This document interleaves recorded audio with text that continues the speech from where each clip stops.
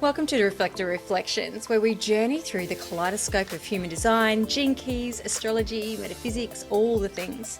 In this special series, we're shining a spotlight on the inspiring voices in the human design community right here in the land down under.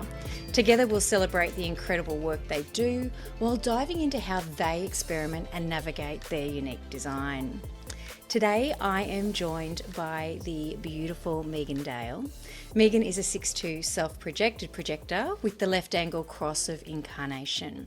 And this lovely human is also a level 5 registered kinesiology practitioner and specialises in human design. Her passion is educating others about these complementary modalities to help them on their journey to improve health and wellness. And she's also speaking with her beautiful colleague and fellow kinesiologist, Hayley Ullman, at our Human Design Conference this May in a couple of months. Welcome. Oh, thank you. That is coming up quick, isn't it? That conference is definitely coming up quick. That's going to be fabulous. And it's so good. I've been saying to some other people, it feels so, there's a nurturing aspect about it because we got to meet you last year. I can say that finally, towards the end of the year, I was already saying last year. Yes, same, yes. Now it's this year. It's this year. But it's so nice to have so many coming back and it feels like old friends catching up again.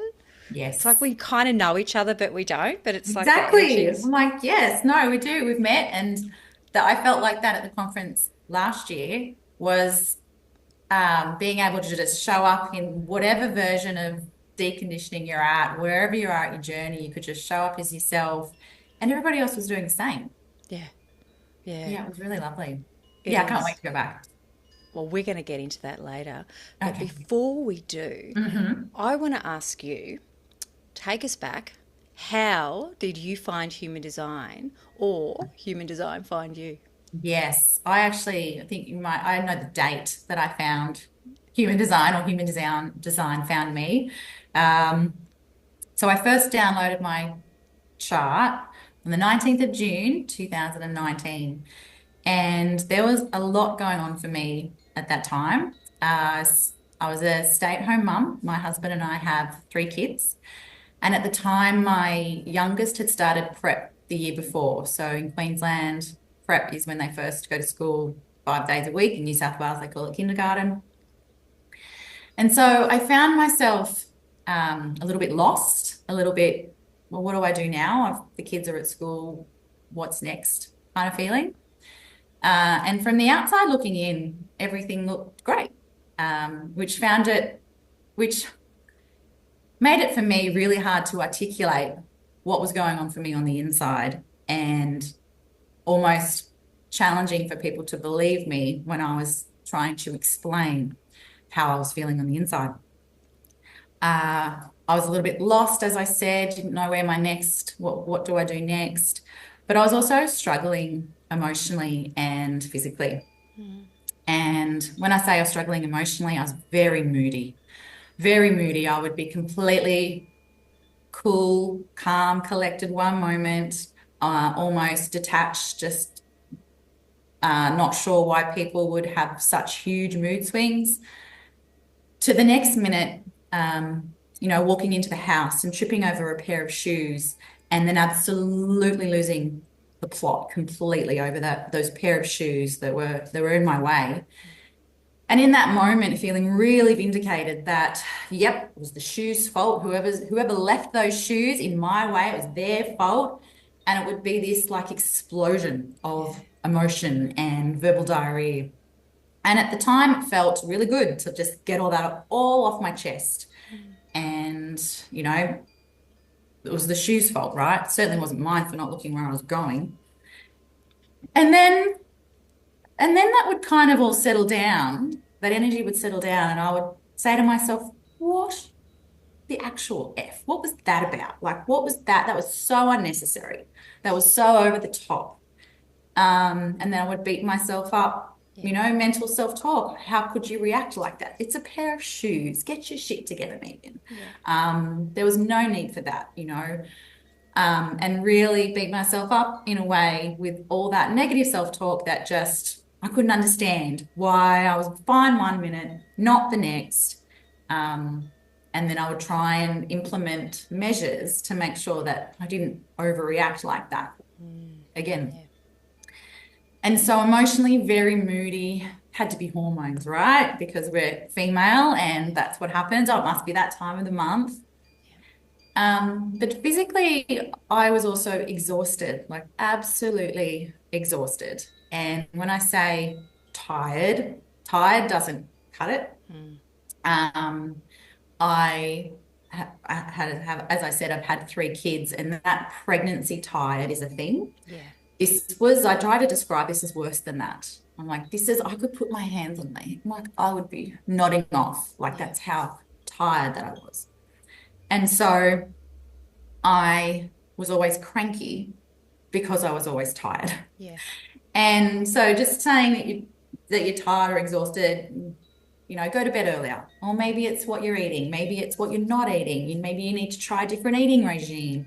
Maybe you need to get up earlier and exercise more. Maybe you need to I tried it all. I tried all of the eating regimes. I tried exercising more, all of these things. And it was around that time that I took myself off to the GP and got to ask for a full blood workup. I'm like, it's an iron deficiency. There's something going on. I'm going to get everything checked out. And before I take any supplementations that I don't need, let's just find out what's going on.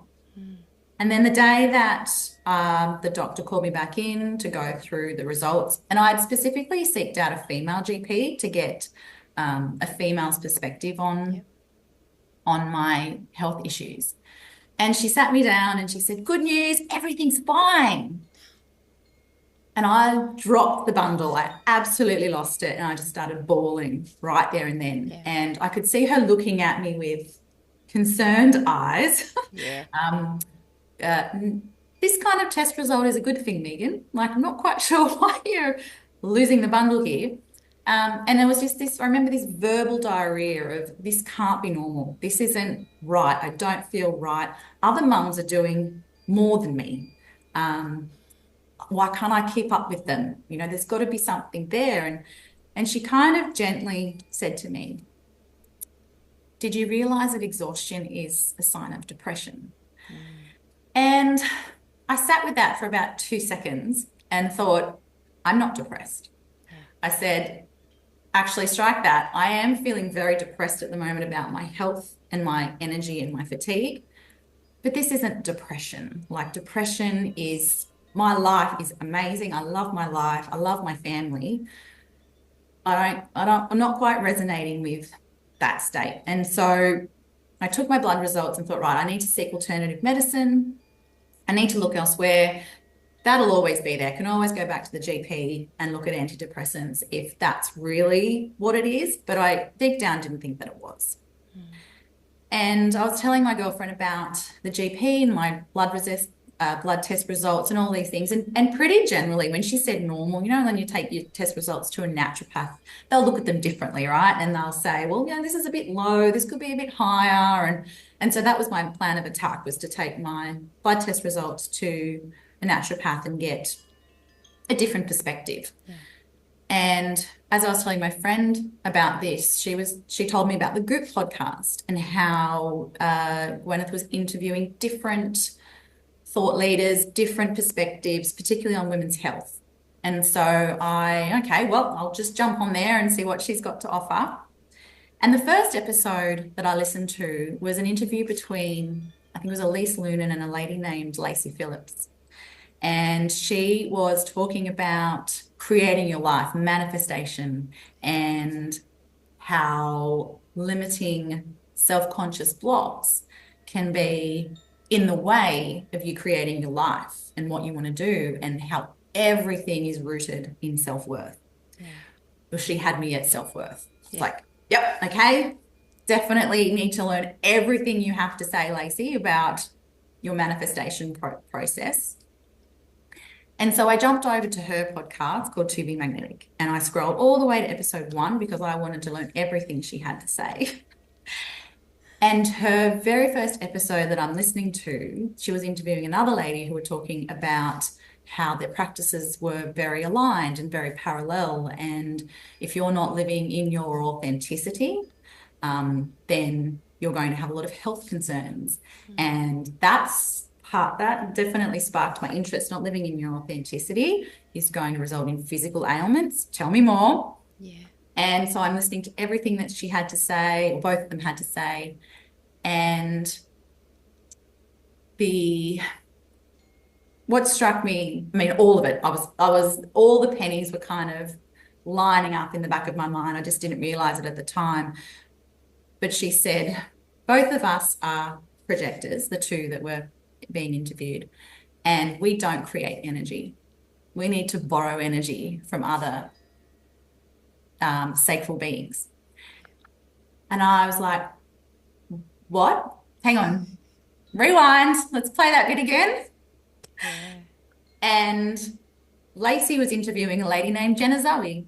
And Jenna Zoe was talking about human design. And I had never heard about the modality before. I had no idea what type was, what a projector was. I didn't know any of that. But they were talking about something called Jovian. I Googled Jovian. And I'm at my computer and I'm like, this is the thing. And I was getting excited. I was getting this like feeling in my chest of this is the thing. I don't know what the thing is yet, but this is exciting. I want to learn more. Yeah. This is going to say that I'm a projector. And as I'm waiting there, and then a little part of me went, and what if it doesn't? Yeah. And I went, oh no. And then sure enough, the charts rolled down and I don't know what anything else says. I just look for the word projector and there it is. Yeah. And I just started crying. I had this big, like, release of, I don't know what this is. I have no idea what the word projector means, but I know that I don't create energy and I need to learn more about this human design modality. And that was on the 19th of June in 2019. Oh, man.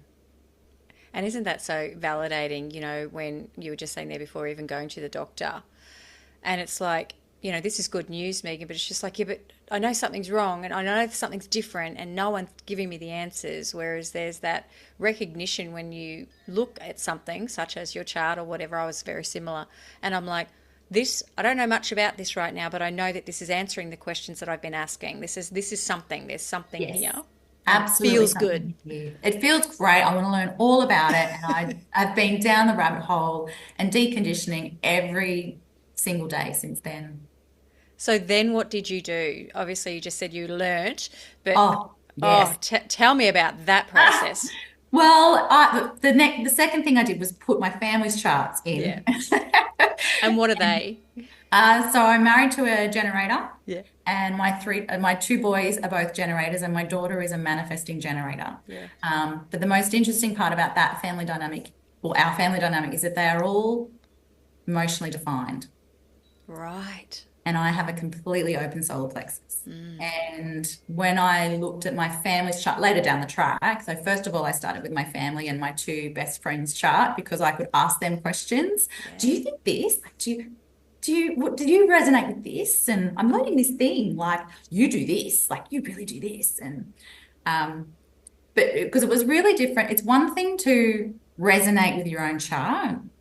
It's something different to then tell a generator that this is their chart, especially when you're not one. When I'm a projector, I'm like, well, so it was very much a research and ask questions for my close one, like my loved ones and my friends, and go like, what do you think about this? This chart's kind of suggesting that you do this, and then they'll retaliate with either, oh yeah, or no, that doesn't sound like me. And I just really played with that a lot in the beginning. I researched everything I could, listened to every single podcast. I didn't do Jovian's full repertoire because I found the language I wasn't able to understand is probably the best word, but I'm like, I don't know, what are you trying to say? I don't get this. Yeah. But I remember watching a lot of YouTube videos. No, I can't remember his name. He studied with Ra. He's also a manifestor. Arc. I should have Googled that first before I got in here. anyway, I'll find his name for you. He has a lot of YouTube videos on all the gates. And so I just started Googling separate gates and just listening and going, okay, all right, yeah, kind of get that. I kind of don't. Kind of get this, kind of don't. Um, but yeah, everything Jenna Zoe had to offer. And then anyone else I could find. I was Googling podcasts, looking for a human design podcast for a long, long time. And I swear the day that Emma Dunwoody changed the name of her podcast, I reckon I was sitting on it, waiting for that. Because the day that it came up on my search, I went, has this been here the whole time? And I've missed it because I've been looking for more information on it. And in Australia at the time, I couldn't find it.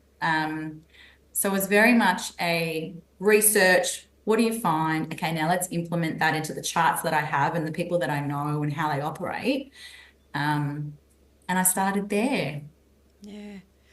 And discovering that projector, and I know when you first went down this, it's obviously, okay, finally I know this, that I don't generate energy and I need others. How did that then look the more you started to kind of explore, that sixth line, that Mm. healing process that we all take especially when we get to this point, because you would have been, you know, at that point also in your Uranus opposition as well. This is part of us as well that goes through this self-discovery. But I Mm. find that we always sort of take ourselves back a little bit to go, oh, that explains so much. So we're kind of like salving the triggers to our wounds by discovering this through this lens. Would you mind Absolutely. sharing that journey? Yeah, the awareness piece for me was very healing. So just for example, just reading that word projector. Yeah. I don't know what that word meant at that. I didn't know what that word meant at the time, but there was something really that overcame me that was like, oh, like a real resonance that I went, yeah, okay, I'm a projector. What the fuck does that mean? But then it would be uncovering other things. So you need to talk, self-projected. I found something along the lines of you need to talk around about your decisions, and you don't have that gut response. And I'm like, no, I've never had that gut response. Everyone just goes, what does your gut tell you? My gut goes, My no gut idea. goes, I need to talk about it. We need to talk about it. I have no idea. I don't know. What does my gut say? And that's probably led me to making decisions on the spot because Yeah. I was, being encouraged to make a decision that weren't correct. And so just learning all these little things that, oh, I knew that about me, but I couldn't, nobody else got that about me. Yeah. Or with my girlfriends, I'm always saying, I'm ringing, giving, I just need to vent. Have you got 5 minutes? I just need to vent. Yeah. And I've been doing that my whole life with certain people, though not with everybody. And then, when I met a new friend not long ago, she said to me, "What is this venting thing? Don't you just know? Like it's just a yes or a no." And got to be a generator. You must be a generator. And so something else with the third line that resonated with me, because obviously I'm on the roof and the sixth line goes through that journey. I was on the roof doing a lot of licking of the wounds. But I actually didn't do enough of the third line experimenting in my early years because getting it wrong as a child had consequences. And so I actually learned quite early not to stuff up. And which was obviously just shrinking my design, like Yeah. not allowing that true third line experience to teach me all the things that I'm here to learn. And so I kind of did a lot of third lining. I've done probably a lot in the last couple of years, actually learning what that process is like because I wasn't really able to embrace it enough as a child. Um, and so something else that kind of resonated with that is, and I don't know if all six lines think this, but part of that third line of don't stuff up, get it right the first time, I think there was part of me inherently that knew I'm going to have to be a role model one day. I'm going to have to, demonstrate what it's like when I'm older. There was that part of me that went, oh, I almost have to get it right. And that might be a projector thing too. I'm not quite sure, but there wasn't a lot of embracing of that third line trial and error at that point. So I just kind of stepped it up a bit when I found human design. And I'm just curious there because if we're going against who we're supposed to be due to all this conditioning, and that is an internal, like it's just brewing and brewing and brewing, do you feel that that also was exhausting you and making these emotions that were starting to bubble out, like you were suggesting before about, oh, fucking shoes in the way? This kind of like, but it's like you couldn't contain it anymore of this true expression. Is Yeah, no, that, I found it really hard to be myself, even as a child. And after I ran my immediate family's charts, the next thing I did was run my parents and my siblings. yeah, And both of my parents are generators with a defined solar plexus. I'm the oldest of four kids, and my three siblings all have emotional authority. So from the minute I came into the world, I've been conditioned by that solar plexus and those emotional waves. And I often say this to my clients as well, is that I often thought there was something mentally wrong with me when I was younger because of these emotional roller coasters of events. And it took me a little while to understand that I was actually crashing on their waves for them. yeah, And that was an epiphany in itself. It was like, oh yeah, no, it was never, it was never me. It's always you. Um, and but I never learned, I never got the ability to trial and error that because I had no escape from that defined solar plexus. And it's very hard to self-project a decision that you need to make when you're surrounded by an emotional wave all the time. yeah, And so when I look back at some of the decisions, like what high school do you want to go to? And that was very much put back on me as a decision that I, could make and things like that. So just decisions, what car, those kind of like what school, what do you want to study, all these things. Looking back on those times is interesting with what I know now, because I can see how influenced I was. yeah, By the other energies around me, and they're obviously all great. They all worked out in the end. I mean, they're all great decisions that I'm grateful I took the time with at the time. And yeah, I think I always get this image of what are those cars, and you're stuck on the tracks. So even though you think you're going off track, you're not really. It's kind of like a bumper car that puts you back on track a little bit. That's kind of how I feel like my life has gone.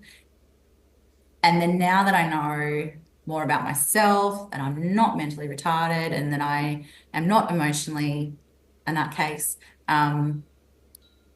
things feel a lot calmer. yeah.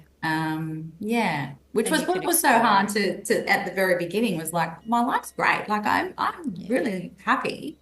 I'm from this fatigue business. Like, what do we do about that? Yeah, right. Yeah, and the bubbling up, the bubbling of it's not going to stay there anymore. You have to, life's handing you a big slap you and saying, you're going to have to third line this for a bit, Megan. You're going to have to like get messy and emotional and explore how this feels. Yes. Well, let's just say it's been a very explosive time on the loop, that's for sure. I can imagine. And what a lot, like, I hear that your whole family is emotionally defined. To the family that you were raised in, and also Mm. the family that you've got around you. It's like, gee whiz, you're subtle as a sledgehammer, universe. Thank you. What bloody lessons am I going to learn with this? I just kind of go, whoa. Yeah. Yeah. That's been the funnest. Oh, well, I'm here for this long term. And you know what? We often get to these points in our lives in our 40s where we go, "Oh, we're running out of time." But I honestly feel that these are the best years because this is when we Mm. start to really take that mask off and go, "No, this is actually who I am." And I'm starting to become comfortable with that. Thank you Yes. very much. Shoo. Yes. And then I think the deconditioning for me component, I created a life as an emotional manifesting generator. Yeah. So no wonder I was burnt out. Like no wonder I was exhausted. And so peeling off those layers, one at a time has been interesting. Um, but I think that's probably another reason why I've also looked down the line of studying naturopathy, because I've used it from early 20s, and that's been super beneficial for my health, but nothing really lasted. Like, as good as that, all those beautiful, stinky, horrible tasting concoctions are, they helped, Yeah. but nothing was ever holding, Yeah. personally. So tell me that story. Obviously, going through school, I don't know about you, but I never knew. Actually, that's not true. I wanted to be a vet when I was at school. I'm far removed from that. So there's this whole like the past us of what we thought we were going to be. At what point did you? Because obviously, maybe a life before kinesiology. Yes. But what point? Okay, talk to me about that. But at what point then did you decide I'm going to go and study this because it needs? Mm.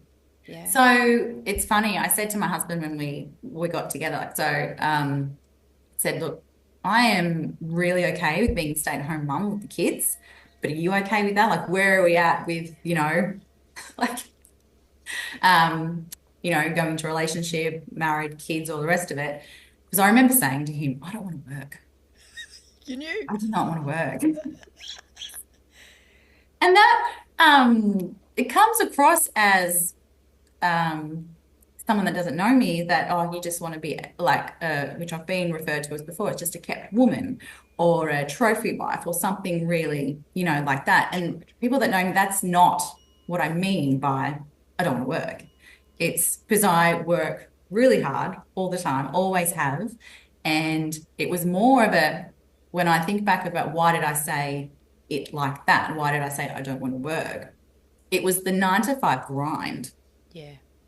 That was that stuck, regimented idea of working that I actually didn't want to do when I look back now.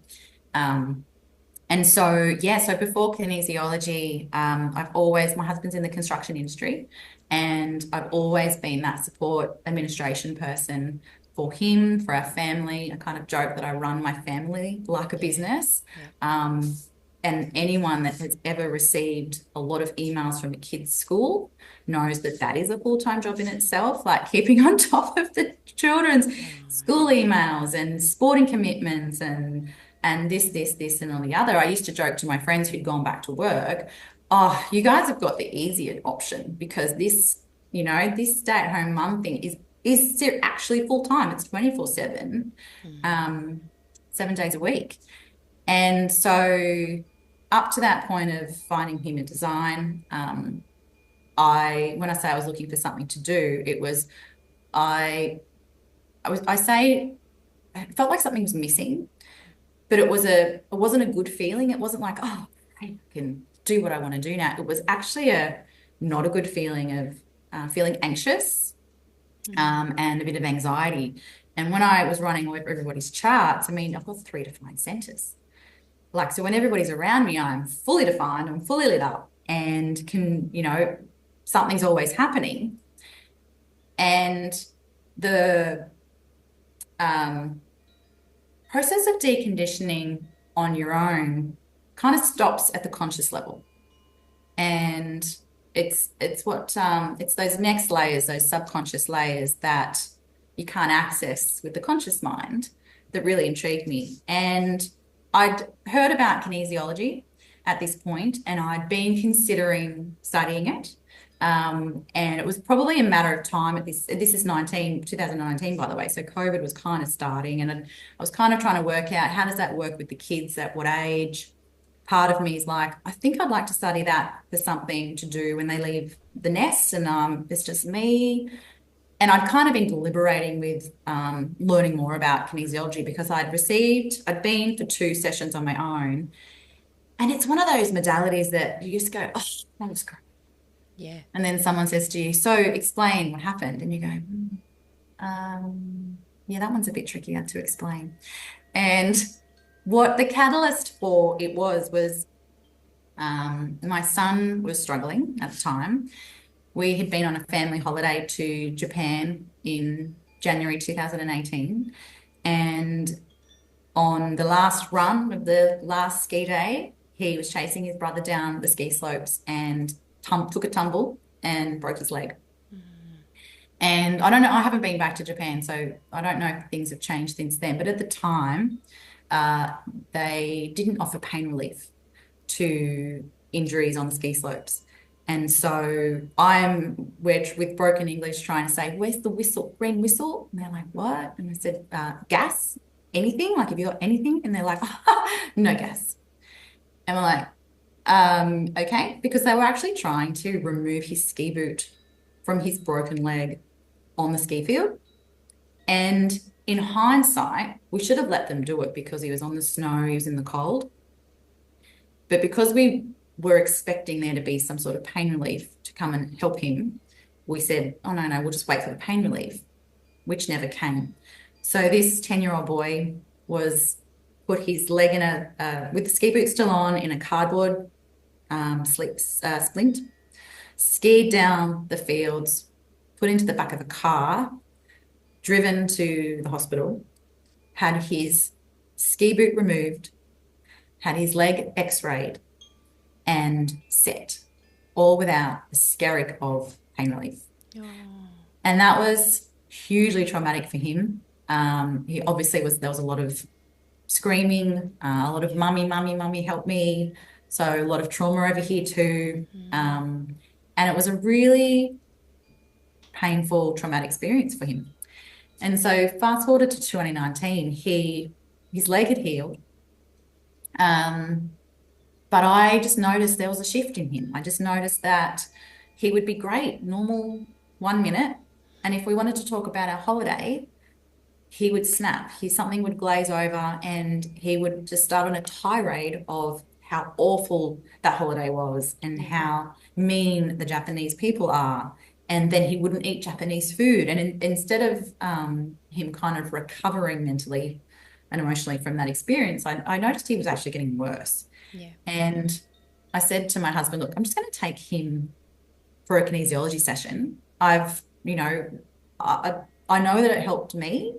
I actually haven't seen it work for anybody else firsthand. Like, you see people after they've had a session and they talk about how great it is, but I wanted to see just needed to third line it, let's be honest. And so I took my son to a session, and I was furiously writing notes, trying to keep up with what was going on and how she was doing it and all of these things. Halfway through, I went, I don't know what she's talking about here. But the main thing was that he was resonating with everything that was coming up in his session. He was resonating. And then as we're driving home, he said to me, yes, Mum, thank you so much for taking me to see, and it was Haley's. Thank you so much for taking me to see Haley. And I said, oh, okay, like why did you find that like a helpful experience? And he said, before I felt nothing. Now I feel better. And I'm driving, trying to cry, going, oh, that's so good. That's really good. Okay. This is amazing. Right. I'm studying it. I don't know what this is as well, but that was just a really, and it was me witnessing somebody else have that epiphany or that awareness that an alternative modality, which I had not really heard a lot about at that time, can actually help. And so I signed up and I was down 2 rabbit holes at once. Oh, wow. Yeah, take them side by side. Why not? Oh my God, that's such a beautiful story. That's got me in the feels. I was like totally there with you back in Japan and everything else. Thank you for sharing that like that. I know. I'm like, I'm riding this wave too.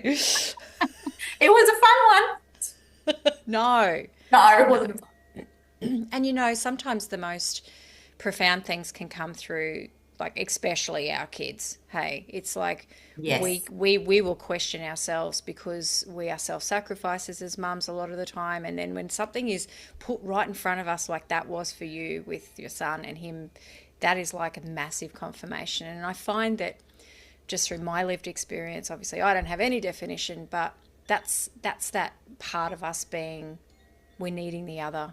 The other can help us in that regard to come to decisions that are best for us. Yeah. It's interesting. It was almost easier to make the decision for him as a mother going, I need to do what's best for this child. Like, I need to try everything for him. Like, what mother, what parent, what loved one won't, yep, kinesiology sounds a little bit out there and a bit woo-woo, but why wouldn't you try it? Like, Yeah. why? And maybe that's my third line coming out going, but it was easier to take him there than it was to justify taking myself. Yeah. Yeah. And that's our deconditioning process too, as you know, in the era that we were raised in and how our parents were like. And I don't know about you, but I find that because I've got two older children and then I've got two younger children, so my parenting experience has been 18 years apart.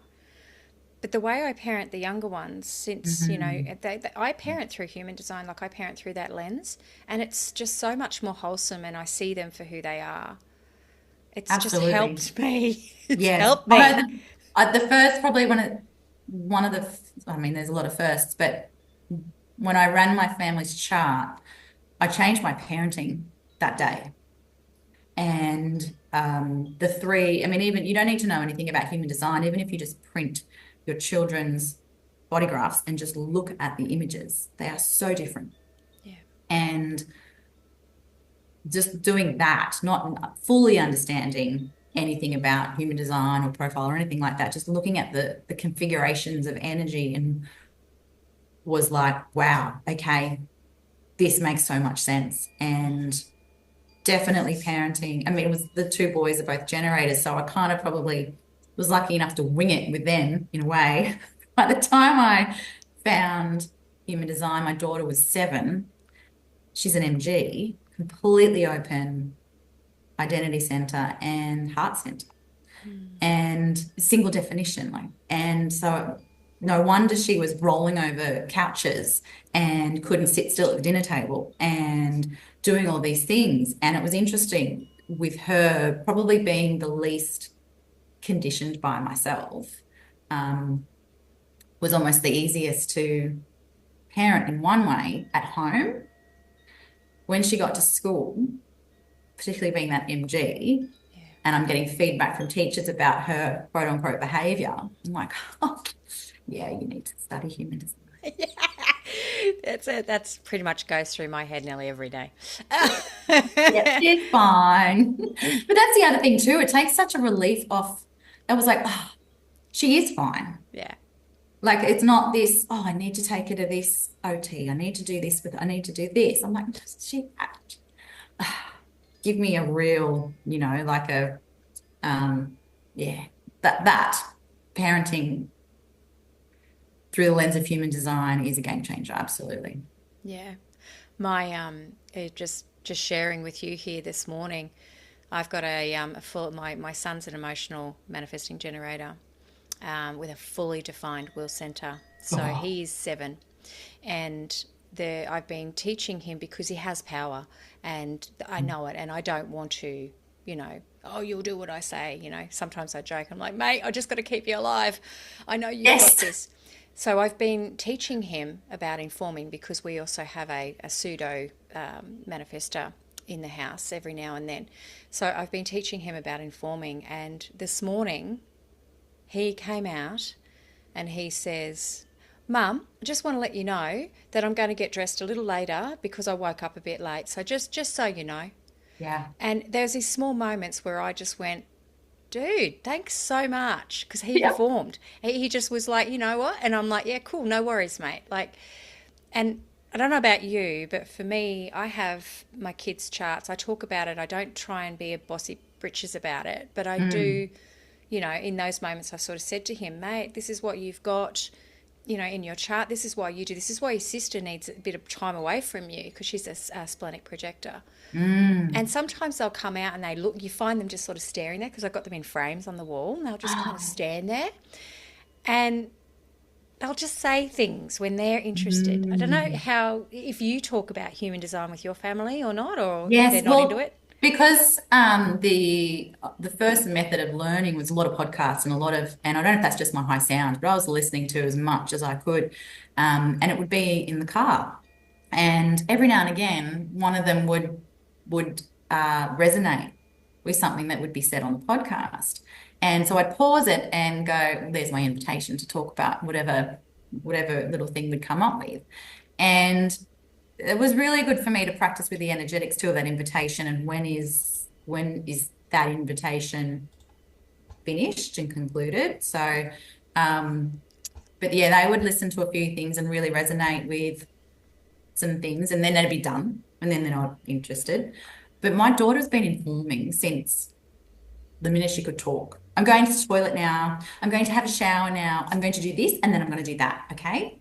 And it's been, yeah, it's just, I don't know how to, it's like a load off. It's like, oh, thank you for informing me. But then I've got to do it to her as well. And this is what I took a little, I do need to inform you of what I'm doing so that you know what's happening. Like she doesn't like surprises, generally speaking. She needs to, if the plans change, she likes to know if the plans are changing and doesn't cope as well if she doesn't know when the plans change. As soon as you tell her plans have changed, we're not doing this anymore, we're doing X, Y, Z, she's like, okay, great, thank you. Yeah. And everyone moving with less angst, I guess. Yeah. It doesn't make it perfect. Like No. there's still shit shows in our house all the time, if things are, but I know a couple of years ago when I was like really in the depths of it, trying to do everything right, Mm-hmm. and I was trying to shift my language. Like I was trying to go, okay, well, I need to talk to my projector daughter this way. My older two girls they're pure generators. Mm. But my son, it's a different way of speaking, and then my partner's also a generator, so it's just like, okay, how can I shift my language? And it was like, oh, this is hard, Yeah. but I now know when I want something, and I know that sounds like manipulation, but it's just like cohesion in the house. Yes. I will, especially if I want my partner to respond, I have to be brief, otherwise Yeah. I need to say. Yes. And I'd love to hear your side of it, because for me, it's kind of, I soundboard too, but it's just like, okay, you know what you were saying about your friends? Because I will watch his eyes just glaze over as if to Yeah. go, will you get to the fucking point? And I'm like, it's like the frustration, you can feel it.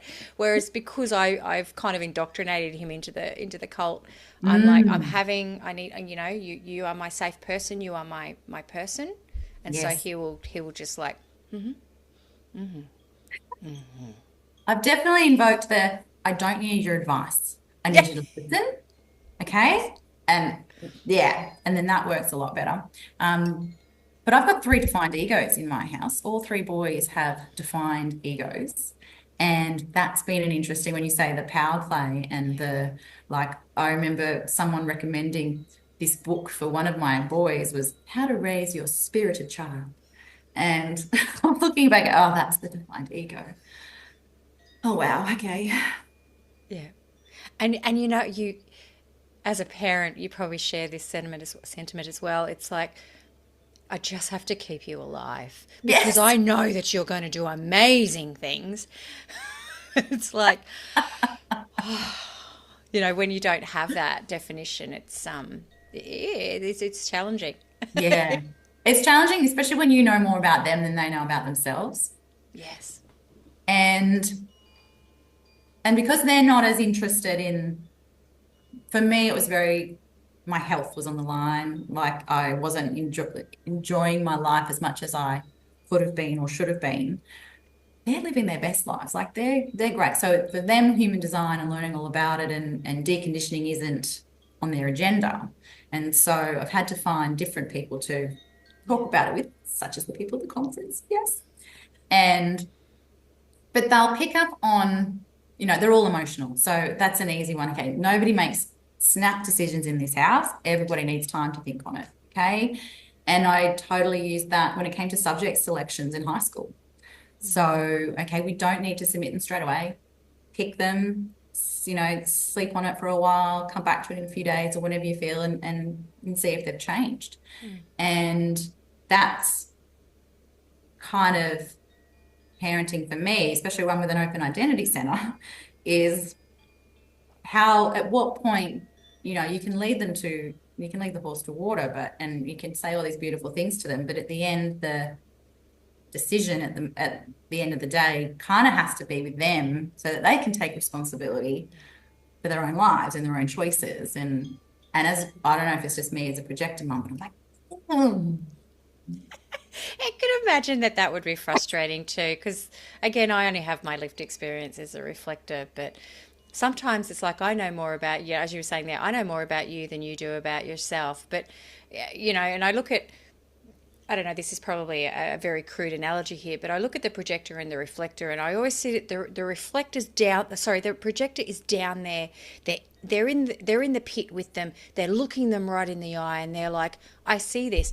The reflector's we're kind of looking from above, so we're seeing a bigger, more peripheral view of it. Mm. But it's like, we know more about you than you do about yourself. Can you please just let us in? But at the same time, as you were just saying, knowing that and telling them too soon, it can land so incorrectly or No, badly. it was, I'd heard a question on one of the podcasts I listened to about projecting and being a projector and being a parent. And what point does that invitation required and what point is that not? And I've really been playing with that kind of energy because as the boys are getting, particularly the boys, are getting older and are adults now, it's still that they signed up to be my child and they knew what they were getting in for. Their soul knew what they were doing. So what advice is the mum being the mum and what advice is the projector being the projector? Yeah. And discerning between those two things has been interesting, but I've also turned it into a bit of a game. Like I still, just for shits and giggles, I'll still walk in and go, what do you feel like for dinner? Knowing full well they have no idea. Or asking them open-ended questions and just watching them. Interesting. You don't know the answer. I've definitely been playing with Oh, yes, that. Yeah, why not all have a the bit of energies. fun? I'll just see what happens. Oh, you don't know what you want for dinner? That's interesting. I love that. Because that's like a confirmation. And again, as you said, third lining of just going, how is this going to land if I word it this way? For science, it's for It's for science. science, okay? It's science. It's a science. It's an experiment. It is It's an an experiment. experiment. Let's just see what happens. Yeah. But don't I, make that decision. Just sleep on that one. You're not making that decision for a few more days. I really love that what you said there before, though, about at what point do we just give over it? And I'm saying power in air quoting way, but at what point do we Mm. give over our power just to go, oh, I'm just a reflector, I'm not just, but or a projector, Yes. opposed to going, I am your mother. Mm. These are the boundaries. This is the rules. Like, Yeah. I know all this about you, but however, this is what I'm laying down. I've been very, again, human design taught me that I am not a walkover at all. These are like, this is my Mm. line and my boundaries, and you will also respect me. Yes. So I show them a lot of my way of doing things because I feel that there's going to be other people in their life that they have to respect in a different way. They can't just live their life completely through their own lens. Well, they can because they've probably got individual circuitry, but you know what I mean. Oh, you mean? Yes. No, I've been trying to teach the boys, because both of my boys have the defined ego, of how you can use that to get what you want, and that's great. But how does it make the other person feel? And it's taken me a long time to decondition from my own undefined center to be able to pick up on when they're being manipulative and when they're being genuine and being able to reflect back to that. Look, I know that you've just wordsmithed your way into getting whatever it is that you want. Well done. But how do you feel now that you've done that? And for one of them in particular, he's starting to really go, and I think he's got 4426. So his ability to sell ice to the Eskimos, pretty good. Yeah. But okay, so you've got what you want. Well done. I don't feel good. How do you feel right now? Like, do you feel great that you've just managed to manipulate the situation to get what you want? And try and reflect that behavior back to them to go, is that the way you want to operate in the world? Is that who you want to be? And let's try it. Maybe next time, let's try it a different way. But at the same time, clap, clap, because they're using their energy and it's one of their gifts. They're kids. They're not supposed to know how to use it in the positive yet. Surely that's my role as well to, I don't know, It's a tricky one. making it up as I go. They know more than we did. These kids these days, phew, these kids these days are just, they're next level. Yes. I watch my granddaughter and I'm just like, you are very creepily aware of yourself. You know what I mean? It's just like, ooh. Yes. And I feel sometimes like she knows what I'm thinking. And she's an MG. It's just creepy. Like it's Yeah. not creepy, but it's sometimes it's a bit unsettling about how Mm, smart they are. Because I yes. don't think, well, maybe we were smart, but maybe we were just, living life Yeah, we were just down the trying. creek and pushing Yeah, bikes around. I don't know. exactly. How Yeah. does that, if I may ask you, because I know we've been going for a while, and I respect your time, but that projector strategy of, wait for an invitation. Mm, Would you mind sharing how that has felt for you and how you've navigated that? mm. That's a tricky one. Um, Excellent question, Annie. No, it's okay Um, because I know I just like for us, it's wait a lunar cycle and it's just such a blanket statement sometimes and it's so yeah, nuanced, isn't it? it is so nuanced, and particularly because I've been living out of alignment for so long, Yeah. and we moved around a fair bit with work and things like that, and so finding myself in new places, I've had to go and meet new people and make friends and do all of these things, and it always felt uncomfortable to be the one initiating the conversation, to be the one suggesting a catch up, to do all these things. Yeah. And when I would vent about this or talk about this, all advice to me was that it was me being out of my comfort zone.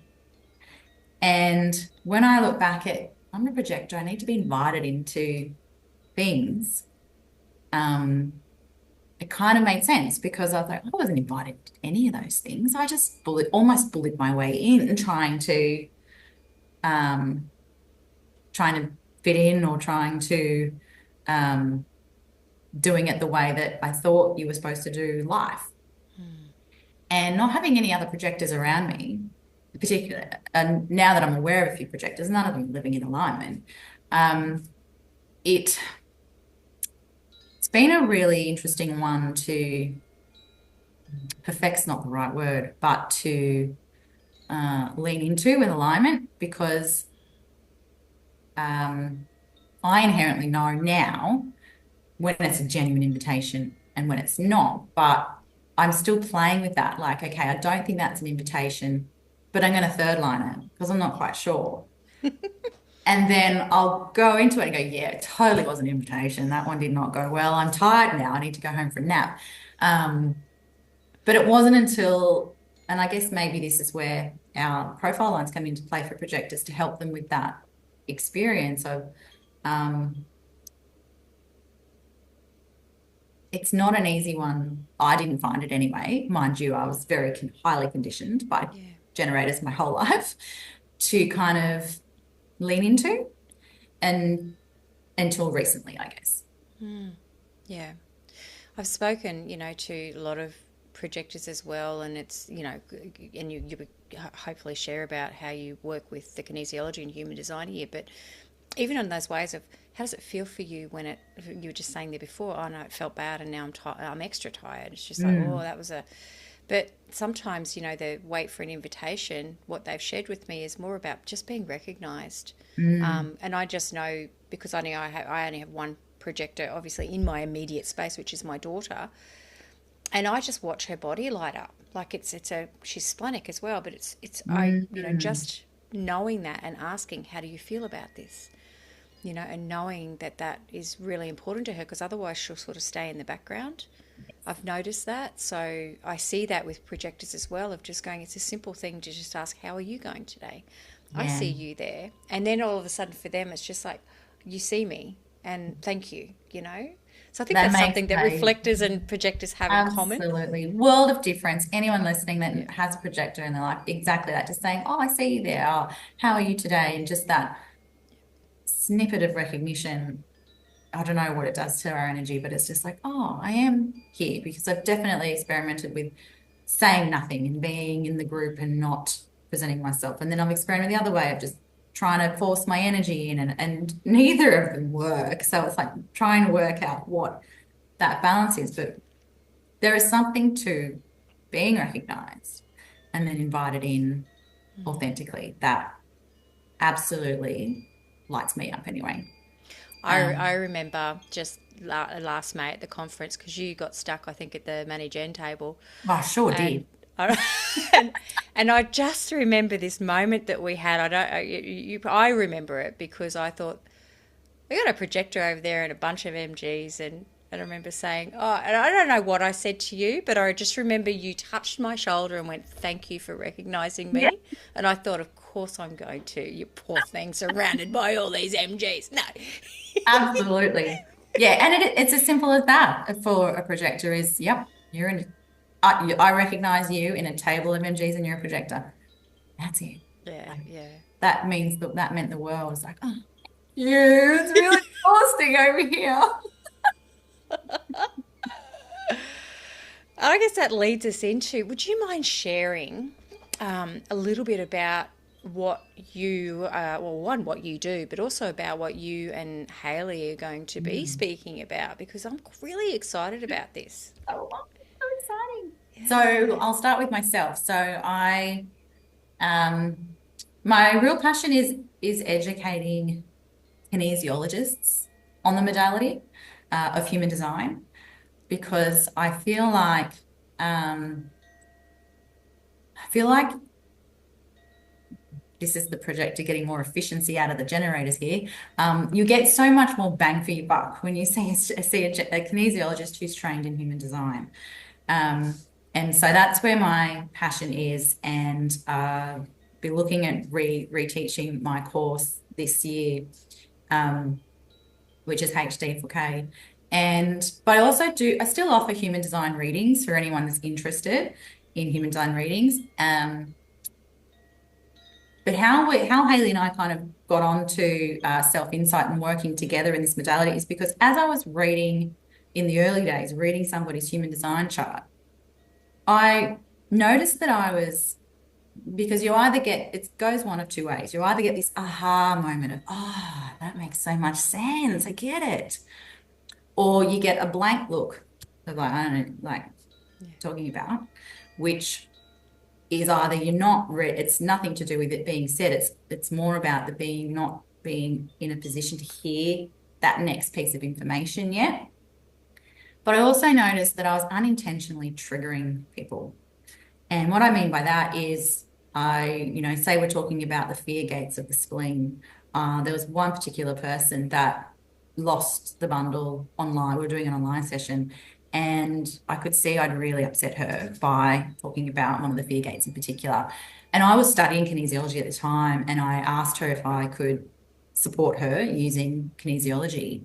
Um, because we weren't going to she wasn't going to learn anything else about her human design chart, and she really needed support in that space, energetically speaking. So when I say trigger, her whole nervous system had reacted to what I'd said. And I can't remember, I think it was I can't remember which gate it was now, but when I've used kinesiology to support her nervous system, what we found was that it was a very inherited trait. This fear was not just hers, it was handed down to her by her mum, and that resonated with her. She's like, well, that makes sense about her mum. And so what I noticed was that combining the two was more healing. It was a little bit more powerful than a reading on its own. Not that just for my own personal practice. And so you've got human design, which is the conscious information. So, Anna, you're a reflector, I'm a projector. Just those two words, we're going to interact differently knowing what we know about type, and that's all we need to know. That's a very conscious correction. But what happens when your nervous system is triggered? Like when your nervous system's triggered and you are in a survival state, which is that flight or fight response, everything kind of shuts down cognitively, and because your body thinks it's under threat, doesn't know what from, but we need to be on guard. We're not like what's happening. And that I just noticed that in group settings, particularly, that would have been happening to me every time I was triggered by my defined solar plexus peeps. I would be like a deer in headlights going, and it kind of prohibits you from moving forward in life. And so Haley and I together are very much passionate about educating groups or small businesses.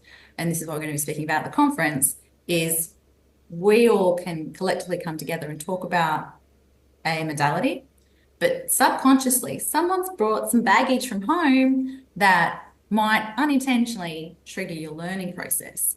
And what are the signs? Like, how can you recognize if your colleague has been triggered by something, and what can you do about that? Is there anything you can do about that?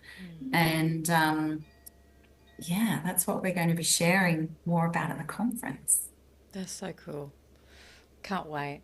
Because it is really important, lessons learnt as well. For myself, I work a lot in trauma, and just, lessons learned that in group settings, sometimes we fail to recognise that it's not just what we're saying, it's about the energetics of others. So very, very, very powerful and important. And I'm Yes. Yeah, looking forward to that very much so. Yes. All right. Well, let's wrap that up there, I think. Okay. It's been a good chat, and thank you for sharing so much of yourself with us. Yes. Just Thank you loved it. for inviting me to do so. Yeah, always. And Yes. I look forward to seeing you soon and getting and sharing this with the world. Fabulous. Thank you so much.